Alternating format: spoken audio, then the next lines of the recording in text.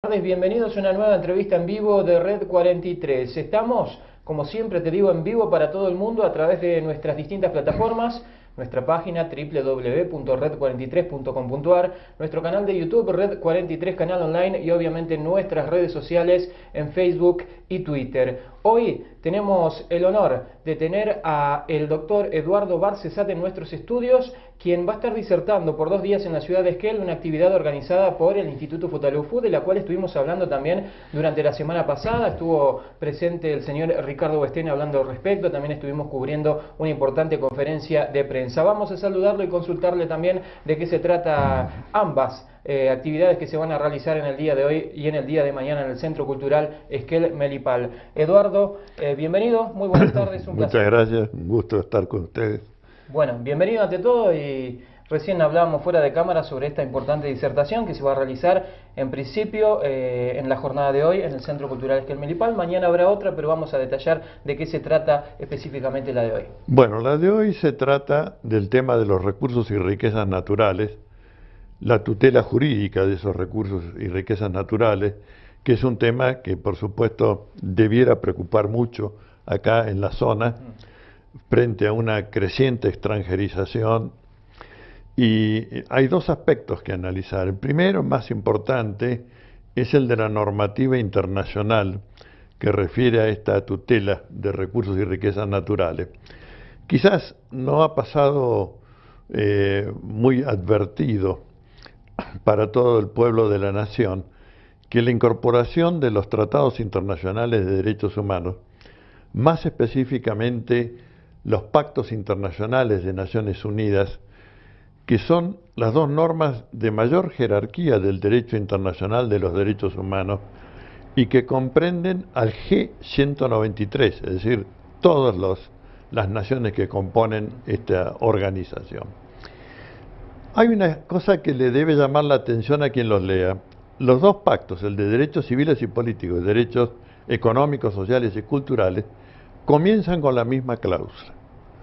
La cláusula es el derecho de autodeterminación de los pueblos, el derecho a la independencia económica y en lo que más quizás interesa acá, que es de titularidad de los pueblos el conjunto de sus recursos y riquezas naturales. Es decir, no de los estados, no de los gobiernos, sino de los pueblos. Y esto está en los dos conjuntos. Y los dos conjuntos, artículo primero, terminan con la misma enunciación. Ningún pueblo puede ser privado de aquello que es esencial para su subsistencia. Formulación que tendremos muy en cuenta cuando un nuevo gobierno, espero, tenga que enfrentar el tema de la exigibilidad de la deuda externa masiva que ha contraído el actual gobierno, la gestión macrista. Bueno, esta titularidad jurídica forma parte de la ley suprema de la nación, porque entre una de las conquistas más importantes de la reforma constitucional del año 94 fue el declarar que estos tratados internacionales tienen jerarquía de cláusula constitucional, integran la ley suprema. Y decir que integran la ley suprema no es solamente una frase hueca. No se trata de ponerlos en una especie de vidriera institucional para que se diga, ah, qué país civilizado es la Argentina, es vanguardia en derechos humanos. Solamente los países escandinavos pueden competir con nosotros en cuanto a número de tratados internacionales de derechos humanos ratificados y pocos países pueden establecer que tienen igualdad de rango que la norma constitucional, ¿no? Esto es para ser aplicado adentro. Esta es nuestra visión. Los derechos humanos son un instrumento para transformar la realidad, para bajar, por decirlo metafóricamente, de la nube jurídica a la realidad material de la vida cotidiana, que es donde se padecen las necesidades, tanto de libertades civiles y políticas como de derechos económicos, sociales y culturales.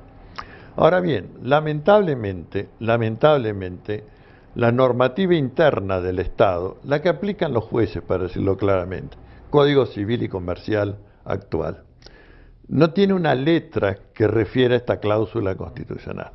No tiene una letra, ¿no? Es decir, en la parte de familia y persona es un código avanzado, bueno, sistematizado. Pero la parte económica, y en esto soy crítico respecto de la anterior gestión, la parte económica, pese a que lo señalamos hasta perder la voz en los debates públicos, de las audiencias públicas, estuvo redactada por los abogados de los estudios de las empresas transnacionales y que son los testigos expertos en los procesos arbitrales contra la Argentina.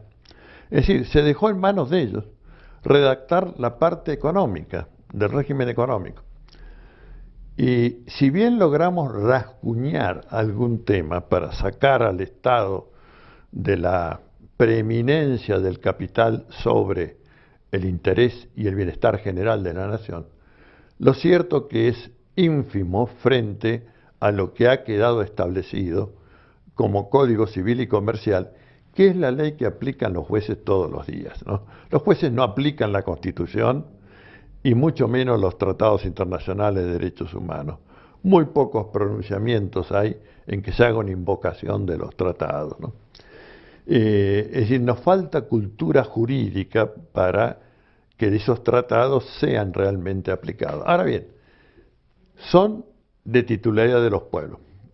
A su vez, y quizás pareciera contradictoriamente, la Constitución Nacional, en la reforma del año 94, artículo 124, establece que las provincias tienen la propiedad originaria, el dominio originario sobre sus recursos y riquezas naturales.